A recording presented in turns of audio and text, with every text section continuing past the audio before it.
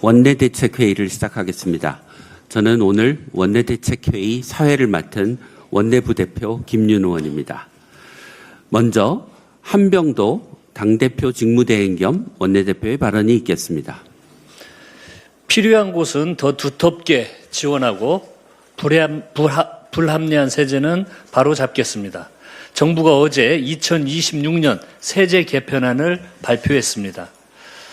이번 개편안은 전략산업과 국내 투자를 적극 지원하고 서민과 청년, 지역에 필요한 혜택은 두텁게 하는 한편 실효성이 낮거나 일부에 과도하게 집중된 특례는 합리적으로 조정하는 조세 정상화 방안입니다. 반도체와 2차 전지 등 전략산업의 국내 생산을 지원하고 생산적 금융 ISA를 신설해 기업의 투자와 청년의 자산 형성을 뒷받침합니다. 월세 세액공제와 근로장려금을 확대하고 지역경제 활성화를 위한 지원도 강화했습니다. 부동산 세제 역시 같은 원칙에 따라 개편했습니다. 실거주 목적의 1주택자는 보호하고 초고가 주택과 비거주 주택에 과도하게 집중된 혜택은 주택 가액과 실제 거주 여부에 맞게 합리적으로 조정하는 것입니다. 거주용 1주택의 종합부동산세 기본공제는 공시가격 12억 원에서 14억 원으로 높아집니다. 10년 이상 장기 거주한 양도가액 30억 원 이하 주택은 양도소득세 기본공제를 250만 원에서 2,500만 원으로 10배 확대합니다. 고령 1주택자의 종부세 납부 유예기간 요건을 완화하고 취약, 근무, 질병치료 등으로 부득이하게 거주하지 못한 기간도 거주기간으로 인정합니다. 매도 의사가 있는 다주택자에게는 2028년까지 양도세 중과를 한시적으로 완화합니다. 한마디로 이번 개편안의 목표는 성장과 민생을 위한 조세 정상화입니다. 그런데 국민의힘은 이러한 지원과 보호 조치는 감춘 채 세금 폭탄이라는 낡은 선동만 되풀이하고 있습니다.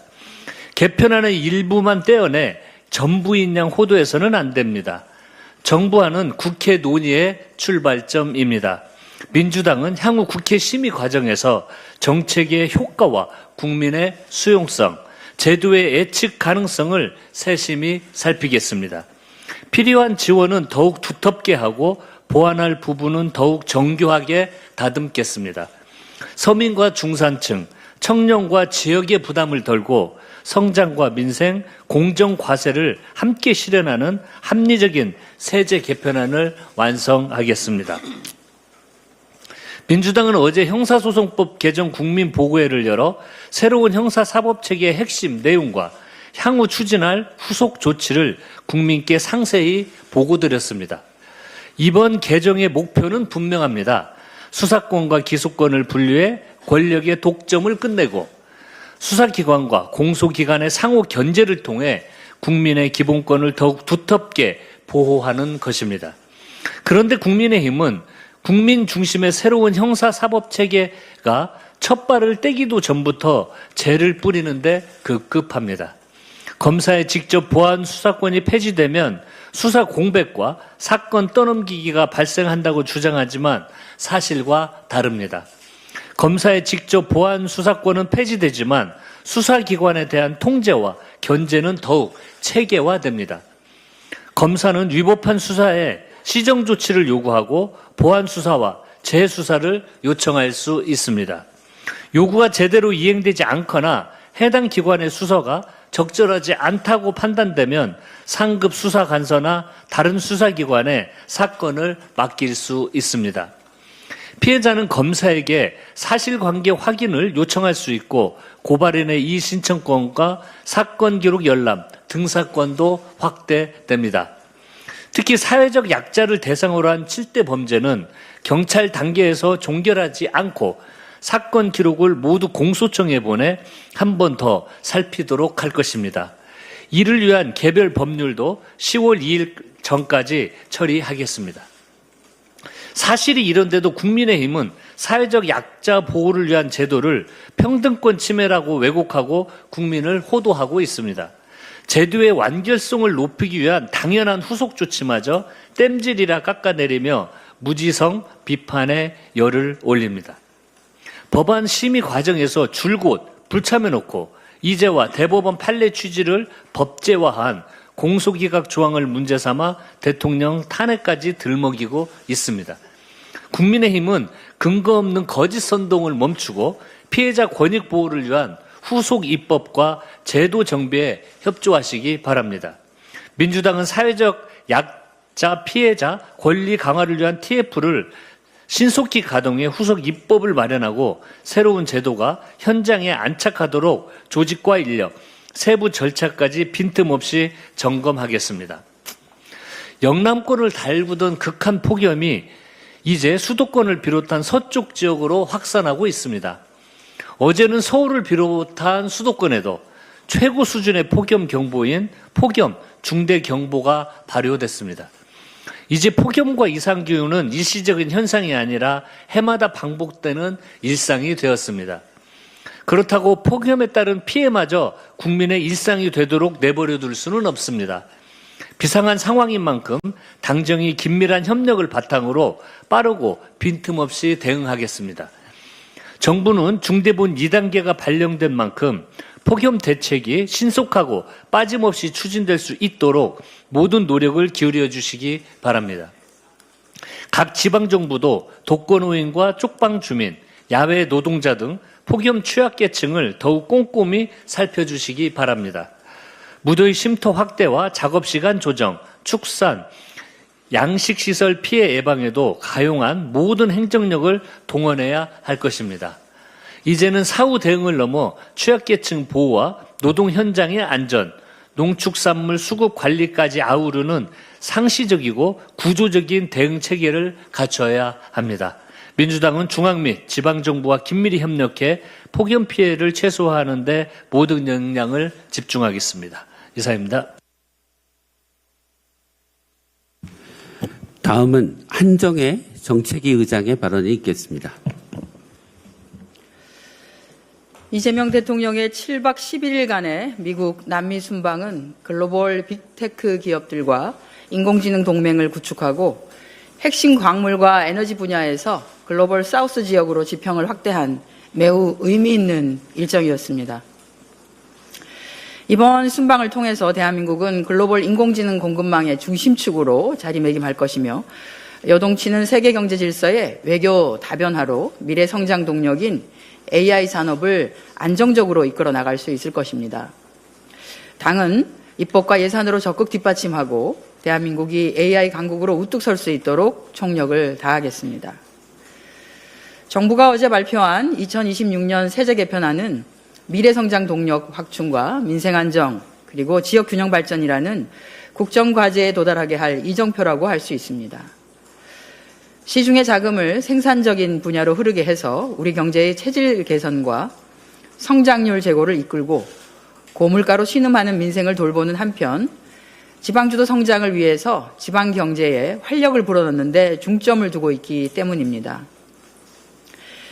이와 함께 부동산 세제 합리화, 기업 상속 공제 개편, 비과세, 감면의 정비 등 그동안 왜곡되었던 조세제도를 과감히 정상화하고 형평성을 높이기 위한 신중한 고민 또한 담겨져 있습니다. 무엇보다도 경제 안보 강화와 미래 성장 동력 확충을 그 핵심에 두고 있다는 점에서 매우 의미 있습니다. 글로벌 공급망 재편이라는 엄중한 도전 속에서 경제 안보를 굳건히 하고 기술 주권을 확보하는 일은 더 이상 선택이 아닌 대한민국 생존의 문제입니다. 이러한 시점에서 국내 생산 세액 공제를 신설하고 미래형 에너지에 대한 지원을 대폭 강화하기로 한 것은 매우 시의적절한 결단입니다.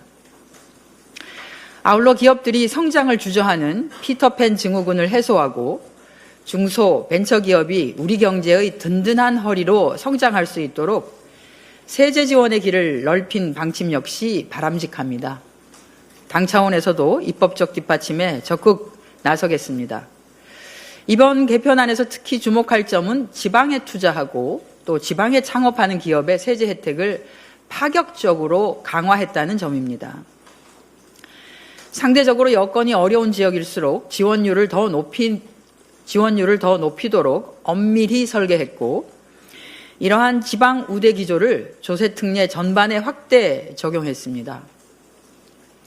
이는 수도권 1극 체제를 탈피하고 지방이 스스로 성장을 주도하게 하는 이재명 정부의 국정 철학이 고스란히 구현된 결과라고 하겠습니다. 또한 고물가와 주거비 부담으로 힘겨운 청년과 서민을 위한 지원 대책이 담긴 것도 긍정적입니다. 다만 저소득 청년과 서민의 삶을 온전히 일으켜 세우는 데에는 세제 지원만으로는 부족한 부분이 있는 만큼 예산안 편성 및 심사 과정에서 민생 예산이 두텁게 확보될 수 있도록 당은 만전을 기하겠습니다. 부동산 세제 개편은 실수요자는 보호하고 왜곡된 구조는 바로잡는 공정하고 합리적인 세제 정상화의 과정입니다. 정부는 그간 부동산 세제의 목적이 단기적인 집값 통제가 아닌 세제 합리화와 과세 형평성 제고에 있음을 일관되게 밝혀왔습니다. 이번 개편안 역시 거주형 1주택은 최대한 보호하되 일정 가액 이상의 주택과 비거주 또는 다주택자에 대해서는 세 부담을 정상화하자는 원칙 아래 마련되었습니다. 종부세 부과 기준을 가액 기준으로 단일화하고 실거주 주택과 투자용 비거주 주택에 대한 혜택을 차등화한 점, 고가주택 과세를 정상화한 것은 바른 방향이기도 합니다. 또 2 내지 3년에 걸친 단계적인 정상화를 통해서 국민적 수용성을 높인 것도 평가할 만합니다. 민주당은 그동안 부동산 세제는 소유가 아닌 거주를 중심으로 실거주자의 주거 안정이 최우선이 되어야 한다고 거듭 강조해온 만큼 대다수의 1주택 실거주자의 보유세 부담이 완화되거나 증가되지 않도록 설계된 점을 크게 환영합니다. 아울러 과거 똘똘한 한 채에 대한 투기 수요를 부추기고 지방 부동산 침체를 초래했던 왜곡된 구조를 바로잡기 위해 비거주용 주택 특례는 줄이고 지방주택 취득 혜택은 늘린 방향 역시 적절하다고 할 것입니다. 조세제도는 형평성을 고려하여 설계해야 하지만 예측 가능성도 중요합니다. 민주당은 향후 국회의 세법 심의 과정에서 다양한 현장의 목소리를 듣고 구체적 사례와 통계를 바탕으로 꼼꼼히 점검하겠습니다. 당정이 지속적으로 협의하여 제도 변경으로 선의의 피해를 보는 국민이 없도록 세심히 검토하고 세 부담의 급격한 변동으로 파생될 문제나 영향의 최소화를 위해서 국회 심의 과정에서 잘 살펴 보완할 수 있도록 하겠습니다. 민주당은 앞으로도 공정하고 합리적인 세제, 또 국민이 신뢰할 수 있는 세제를 통해 국민의 삶을 지키고 대한민국의 성장 엔진은 다시 뜨겁게 돌리도록 최선을 다하겠다는 말씀드립니다. 최근에 주식시장 변동성 문제에 많은 우려를 하고 계신 것을 잘 알고 있습니다. 정부와 여당은 주식시장의 변동성 완화에도 총력을 다하겠습니다. 단일 상품 레버리지 상장지수펀드의 진입장벽을 높이는 규제 시행 첫날인 지난 31일 거래량이 4분의 1 수준으로 급감했습니다. 긴급조치권, 개인별 한도의 설정, 모의거래 의무화 등 후속 조치를 검토하고 있는 만큼 주식시장 변동성 안정에도 만전을 기하도록 하겠습니다. 아울러 반도체 쏠림 현상 완화를 위해 산업 대전환, 신속하고 안정적인 3대 메가 프로젝트 추진 등 우리 경제의 체질 개선을 적극 개선해 나가겠습니다. 정부와 여당은 지속 가능한 성장의 토대를 단단하게 다지며 부동산 시장 및 주식시장 안정화를 비롯해 민생경제 안정을 위해서 최선을 다하겠다는 말씀드립니다. 이상입니다. 천준호 원내 운영수석 부대표의 발언이 있겠습니다. 선관위가 국민을 우롱한 정황이 드러나고 있습니다. 신속한 특검과 선관위 해체가 답입니다. 선관위의 부실하고 방만한 선거 관리 행태가 도를 넘었습니다. 투표용지 부정만이 문제가 아닙니다. 선관위는 각 투표소의 투표율을 실제와 다르게 입력하기도 했습니다. 실수와 고의가 난무합니다. 국민의 한 사람으로서 분노를 금할 수 없습니다. 철저히 수사하고 끝장 개혁해야 합니다. 그런데 국민의힘은 자꾸 문제의 본질을 부정선거론으로 뒤바꾸려고 합니다. 선거 결과에 영향을 미친 것이 입증되지 않았는데도 지난 선거들의 정당성을 부정하려 하고 있습니다. 특히 이 문제에 대통령을 끌어들이려 안간 힘을 쓰고 있습니다. 이재명 대통령이 침묵하고 있다는 거짓 선동까지 하기 시작했습니다. 장동혁 대표는 아예 장외를 전전하며 대통령에게 시비를 겁니다. 헌법적으로 선거 관리는 행정부와 완전히 분리되어 있습니다. 국민의힘도 이를 모르지 않습니다. 그런데도 대통령을 향한 정치 공세를 계속합니다. 이 사태를 통해 자신들의 정치적 이득을 얻으려는 것입니다. 이재명 대통령은 이 사태에 누구보다 적극적으로 대응했습니다. 6.3 지방선거 직후 선거관리 제도의 전면 쇄신과 개혁을 언급했습니다. 사부 요인 회동까지 주최했습니다. 말에 그치지 않고 합동수사본부도 즉시 가동시켰습니다. 현재 드러나고 있는 선거관리 부실 문제가 대부분 그 합수본 수사 결과입니다. 오죽하면 선관위의 불법 채용 의혹까지 살펴보라고 하셨겠습니까? 민주당 역시 마찬가지입니다. 기민하게 국정조사에 임하고 특검 구성을 위해 여야 정당이 아닌 제3자 추천 특검을 제안했고 합의를 이끌어냈습니다. 재검표를 통해 의혹 해소의 길을 열고자 노력한 것도 민주당입니다. 오히려 재검표를 지연시키고 올림픽 공원을 윤어게인 세력과 장동혁의 놀이터로 만들고 있는 것은 국민의힘입니다.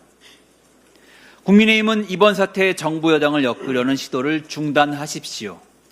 이제는 의혹 제기를 넘어 신속한 특검 출범 절차를 이행할 때입니다. 특검 수사를 통해 모든 의혹을 낱낱이 밝혀야 합니다. 민주당은 선관위 특검 추천을 위한 국민추천위원을 바로 추천하겠습니다. 진상규명과 함께 제도 개선에도 적극 임하겠습니다. 선관위 해체까지 추진하겠습니다. 국민 참정권 침해 사태 해결에 민주당이 계속 앞장서겠습니다. 8월에도 일하는 국회는 계속되어야 합니다. 다행히 국민의힘이 8월 국회 소집 요구서를 제출했습니다. 환영합니다. 이번 8월은 국민의힘의 민생법안 인질극이 중단되기를 기대합니다. 국힘의 발목 잡기에 억류되어 본회의 문턱을 넘지 못하고 있는 민생 법안들이 풀려나기를 기대합니다. 너무 많은 국민들이 간절히 바라고 있습니다. 이를 위해 8월 13일에 본회의를 개최할 것을 제안드립니다. 본회의를 열고 22대 국회 전반기에 처리되지 못한 법안들을 처리해야 합니다. 이재명 대통령은 해외 순방에서 돌아오자마자 7시간 반 동안 회의를 열고 부동산, 주식 등 현안을 점검하는 회의를 했다고 합니다. 그만큼 민생이 절박합니다. 민주당은 이재명 정부와 원팀으로 민생과 개혁을 위해 전진하겠습니다.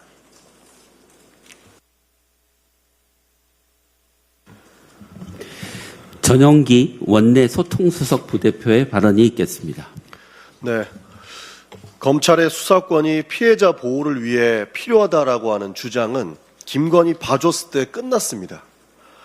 피해자는 모른 척하고 권력자인 김건희만 봐준 것 아닙니까? 더불어민주당은 70여 년을 미뤄온 약속을 마침내 지켰습니다. 검사의 직접 수사와 보안 수사권을 폐지하는 형사소송법 개정안이 어렵게 국회 문턱을 넘었습니다. 1948년 검찰청이 세워진 이래 수사와 기소가 처음으로 갈라선 것입니다. 이제야 검찰은 누구도 함부로 넘볼 수 없던 특권을 내려놓고 견제받는 행정기관 중 하나로 돌아갑니다. 그런데 국민의힘 점점식 원내대표는 이재명 탈호법이라며 형사소송법의 취지를 변질시키고 있습니다.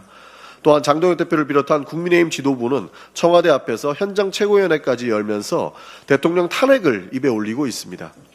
검찰의 보안서구 문제를 가지고 대통령 탄핵을 말하는 것을 보면 저들의 본심이 어디에 있는지를 보여줍니다. 이미 형사사건 대부분은 경찰이 수사하고 검찰의 직접 수사는 극히 일부 범죄에 한정되어 있습니다. 그런데 왜 이토록 검찰 수사권 하나에 목숨을 거는지 모르겠습니다.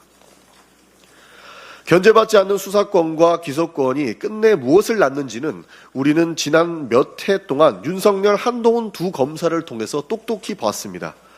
조선 제1검이라 불리는 특수통 검사는 국회가 검찰 수사권을 축소하자 법무부 장관으로서 시행령까지 고치면서 그 권한을 되살려냈습니다. 정치 수사의 폐단 때문에 국민이 좁혀놓은 검찰의 칼을 뒷문으로 다시 손에 쥐어준 장본인이 바로 한동훈 의원입니다.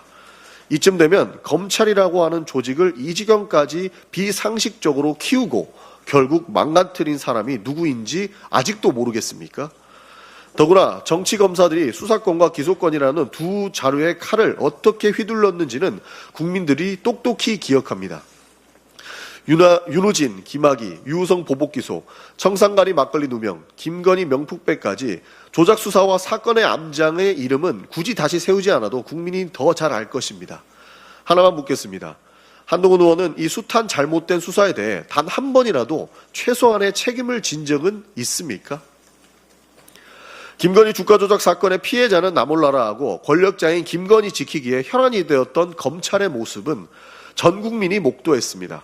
그렇기 때문에 검찰이 피해자 보호를 위해서 수사권이 필요하다고 하는 주장은 김건희 봐줬을 때 끝났다고 하는 것입니다.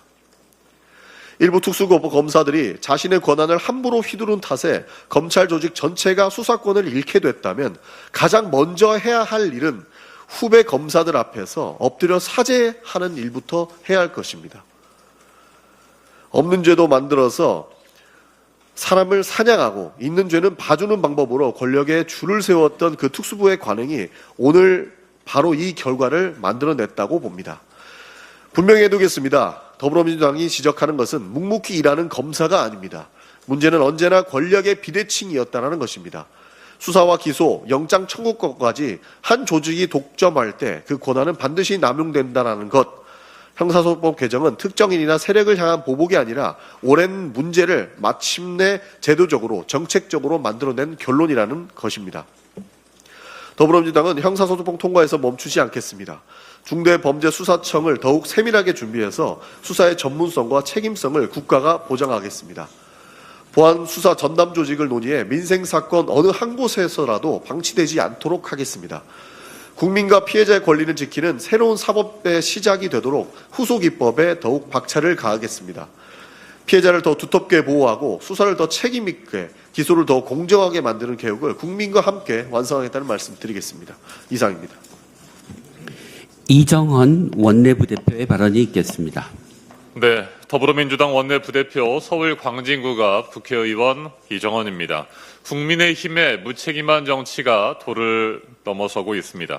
윤석열 정권 방송장악의 책임자를 국회 감시자로 앉히고 민생과 개혁 법안은 무분별한 필리버스터로 계속해서 가로막고 있습니다.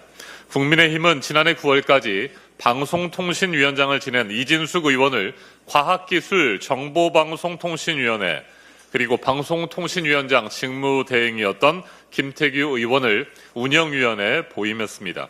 두 사람 모두 위법성 논란이 끊이지 않았던 윤석열 방통위 2인 체제에서 공영방송 이사 선임을 강행했던 핵심 당사자들입니다. 특히 이진숙 의원은 자신이 이끌었던 방통위를 스스로 감사하겠다고 나섰습니다. 피고인이 재판장이 되고 시험 출제자가 자신의 답안을 채점하겠다는 것과 다를 바 없습니다. 이것은 감사가 아니라 셀프 면죄부입니다. 명백한 이해 충돌 우려가 있음에도 국회법이 정한 윤리심사 자문위원회의 자문조차 제대로 거치지 않았습니다. 그럼에도 이진숙 의원은 자신을 괴롭힘 당하는 전학생에 빗대며 계속해서 억울함만 호소하고 있습니다. 적반하장이라는 말이 이보다 더 잘 어울리는 경우가 또 있겠습니까? 공직자는 억울함을 호소하기 전에 국민 앞에 책임부터 설명해야 합니다. 김태규 의원도 마찬가지입니다. 당시 방통위 의결에 직접 참여했던 당사자이면서도 책임을 묻자 위원회가 답할 일이지 자신은 위원회가 아니다라고 말했습니다. 권한은 행사했지만 책임은 없다는 논리입니다. 권한에는 반드시 책임이 따릅니다. 권한은 누리고 책임은 피하는 사람에게 감시 권한을 맡기는 것은 쇄신이 아니라 국민을 우롱하는 일입니다. 국민의힘은 이진숙 의원과 김태규 의원의 부적절한 상임위원회 보임을 즉각 철회해야 합니다.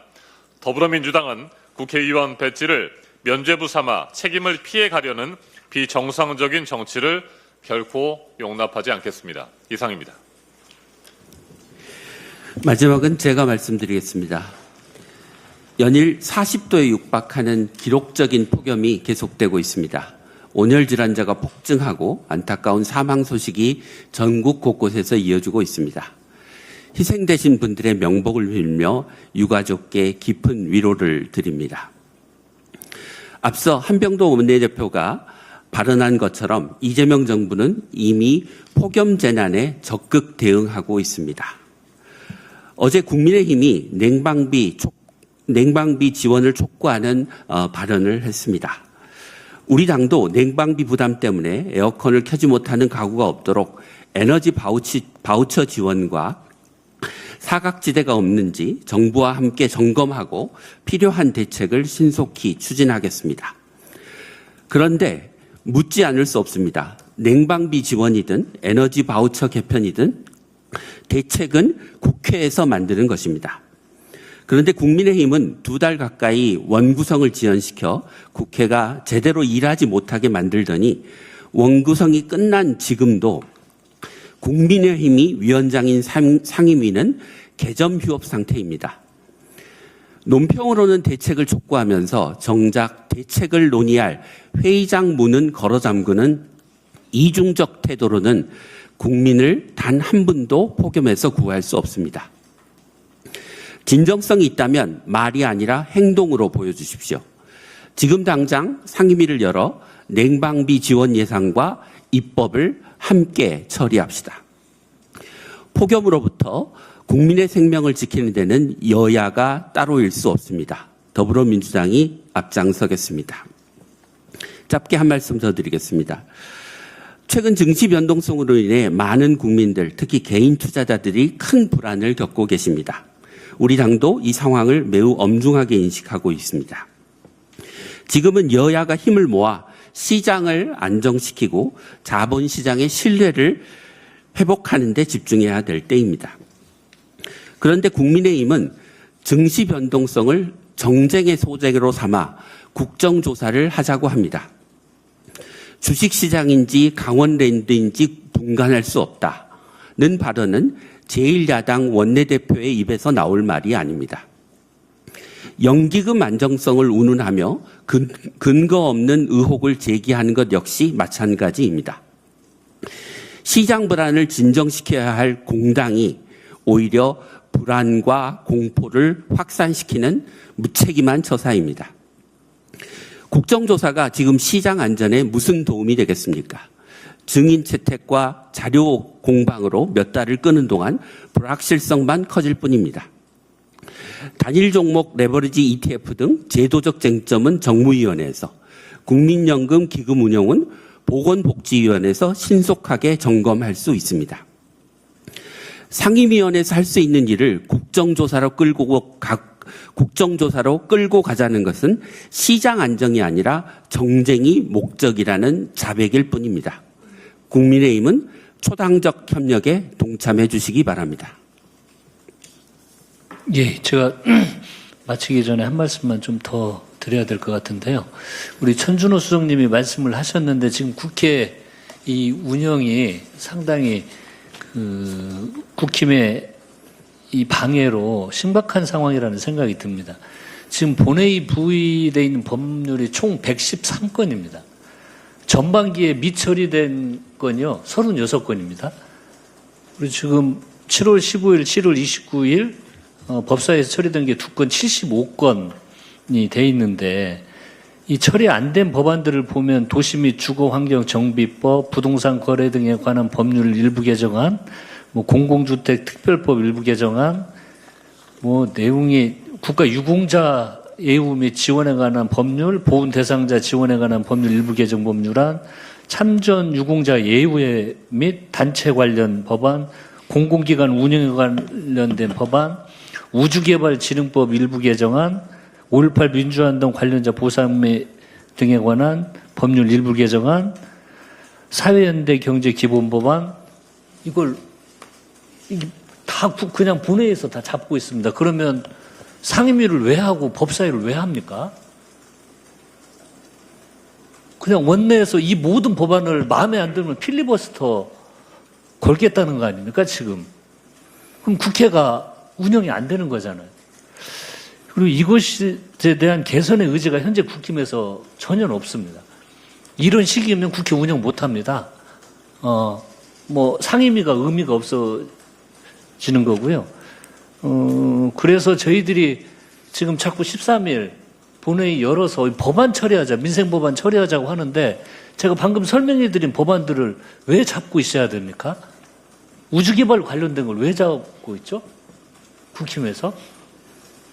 우리 지금 보훈 대상자들 및 국가 유공자 예우하자는 걸 왜 필리버스터 건다고 하죠? 왜 막습니까, 이런 걸? 근데 이 납득을 할래야 납득을 할 수 없는 이런 형태가 계속되고 있어서 정말 13일 날 본회의 꼭 열어서 법안 처리 시작해야 되고요. 그리고 이런 식으로 계속 막으면 필리버스터로 모든 법안 뭐 다 이런 식으로 필리버스터 걸면 국회 정상화를 위해서 저희들이 할 수 있는 모든 방법들을 더 강구를 해야 되겠다는 생각이 듭니다. 이상입니다. 예, 이상으로 준비된 모든 발언이 끝났습니다. 8월 4일 제91차 원내대책회의를 마치겠습니다. 감사합니다.